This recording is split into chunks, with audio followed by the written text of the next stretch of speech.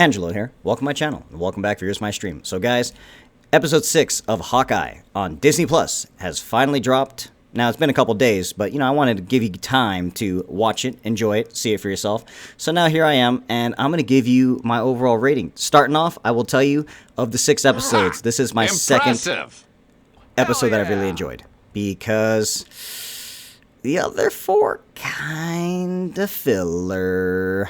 I mean, now don't get me wrong. They are intro character. Like, every episode introduces a new character or brings back a new character, either from the films when it comes to Yelena or even Kingpin on the final episode. But, obviously, spoilers on this, boys. I'm going to kind of break down, just tell you the things that I liked, I didn't like. So things that I did like that I didn't think I would start liking are those LARPers from episode 2. The policemen, the firefighters. At first, I was like, dude, this is just a stupid MacGuffin thing. That's the whole thing episode 1 and 2 were about, just the Ronin costume. I wasn't really digging it, wasn't really feeling it. And then by the end, I did like the LARPer characters. They're the ones that made the Hawkeye outfit for both of them, for both Kate Bishop and for Clint Barton. And I definitely liked the fact that, and the same excitement that Haley Seinfeld, I think is her name, that she said to Hawkeye when she looks and notices that he's wearing the outfit. And she's like, oh my god, it looks so good on you. Oh my god, you wore it! Yeah. Oh my god, it looks so good. I told you. I told you. Agreed. I know that Jeremy Renner himself said, I don't think people want to see a 50-year-old like me in tights. It's not necessarily tights, bro. We want to see you in a Hawkeye costume because you are also a Avenger and all that stuff. But, fine. I understand where he's coming from. He probably was just not feeling it. I get it. Come on, dude. He was in the Bourne Legacy, right? Come on. And then, just getting into other things I enjoyed. This is the second time you really see Clint Barton use archery. And you get to see trick arrows. And you get to see all the goods. All the different types of, what is it, like tranquilizer darts and all sorts of things. Again, it took a little while to happen, but I want to say the like 2/3 or like the halfway point all the way to the end of this episode, perfect. I mean, as perfect as it can get compared to what I was dealing with. So then on, I do also sorry, I can't speak, that Vincent D'Onofrio and bringing the Kingpin in, since you already know who he is. Although they did kind of rush and tell him, yeah, that's the Kingpin, that's this guy. I will admit, I expected him to have more men, aside from just the tracksuits. I mean, to me, I thought the tracksuit guys are hilarious, especially the main cast, but then for them to be the main enemies and antagonists at the end of the thing, where you see them all fighting at the ice rink, and they're just like, okay, they're it? Okay, whatever. And I also thought it was kind of sad what happened to the guys in that van, because I think that owl's going to eat them. Yeah, feels bad, man. Big F. Aside from that, I also did enjoy the fact that they all had their One Piece / anime final battle with their rivals or whatever. But some were a little I didn't like how they turned Hawkeye into I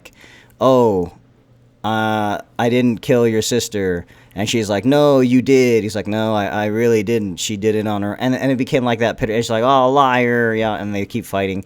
It's a trope that I've seen far too much, and also the MacGuffin I was talking about earlier with the Ronin suit and sword.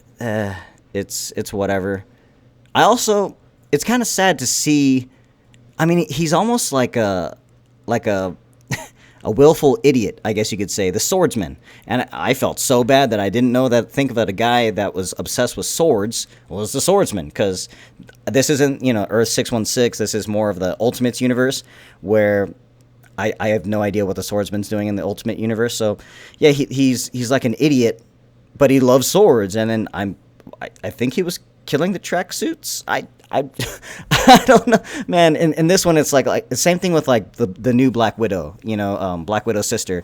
She's a killer, but in this, she's not really killing people. I know she's reformed and all that, but she has the ability to kill people, but she's not kill. I don't. It's such a strange. I guess it's Disneyfied. Everything's Disneyfied. It kind of makes me scared if they bring Punisher over. I mean, is he just gonna shoot people with rubber bullets? I don't know. It's gonna be strange. Gonna be weird. Yeah, these this episode and episode 3 were my favorite ones because they had archery in it, man. I mean, yeah, don't get me wrong. There's some archery with Kate Bishop most of the time, but it's not. All right, you watch a show that's called Hawkeye. You expect to see Hawkeye, Clint Barton, in it. He's not really. I mean, a lot of times he's a background. He's doing something, and he's like almost ashamed that he's Hawkeye.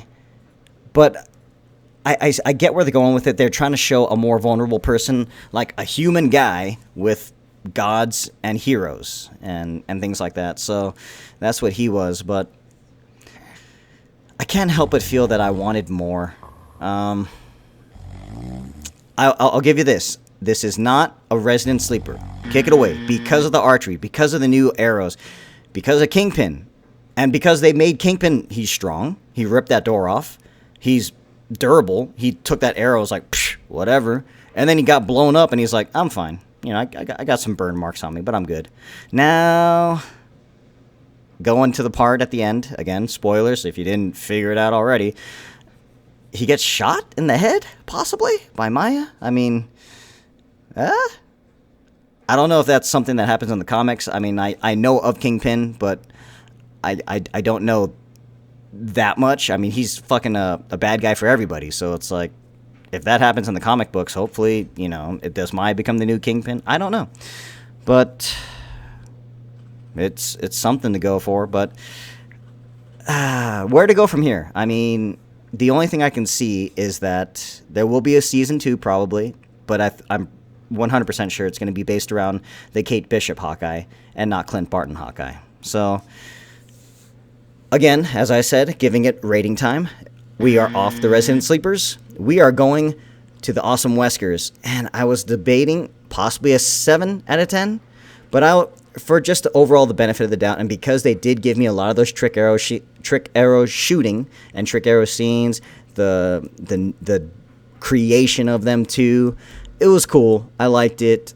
Hawkeye's outfit, and the fact that they didn't kill off Hawkeye. I thought they were going to kill him off or something like that. Do some, heroic thing. It's like, oh, you're Hawkeye now. But I'm glad they didn't go that route. They're both still alive. He can potentially train her. Fine. Serviceable, but not exactly what I wanted. I'm going to give it 8 out of 10. Awesome Weskers and Pengus. I'll even throw a hell yeah in there. Why not? Look, get a little kite, man. So you guys tell me what you guys thought in the comments below. You guys agree with what I was talking about? Did you also kind of feel the same way? Did you feel that this was pretty much a launching post for Maya, for Yelena into the world, for Kingpin into the world, and for, of course, Kate Bishop? Let me know in the comments below, and do you agree with my 8 out of 10 Awesome Weskers or Awesome Wesker Pengus? Like I said, I wanted to go a little lower, but just because these are the only episode 3 and episode 6 are the only 2 episodes I have really enjoyed, that's about it. And can I say, as a bonus thing, guys, the one thing that I feel that they took too much time doing, because they just fell in love with it and they thought it was amazing, was that musical. That's a plot device. It didn't have to be very long, but they legit put that whole entire musical at the end and let you watch it. And I'm just watching that and like, that's a lot of people. That's a lot of choreography. And all I can think of, they could have done half of that, quarter of that, just the part with the Avengers at the end where they're talking about. But they legit did a full production. And I couldn't help but think that they took away so much from either tightening it up, adding more scenes, just, I don't know. That's just my opinion. I felt that it could have been better used elsewhere. But let me know in the comments below. Thank you guys very much for watching. Once again, this is a 8 out of 10 Awesome Weskers or Pengus. Impressive. With a small little thing of hell yeah in there. Only 2 episodes out of 6. I could have seen how this could have been a movie, but they decided to make it into a launching pad for all the other characters. So, there you guys go. Thank you very much for watching, and I'll see you guys out there. Later. Freeze! Who are you? What are you doing here? Hold your fire! I'm a human!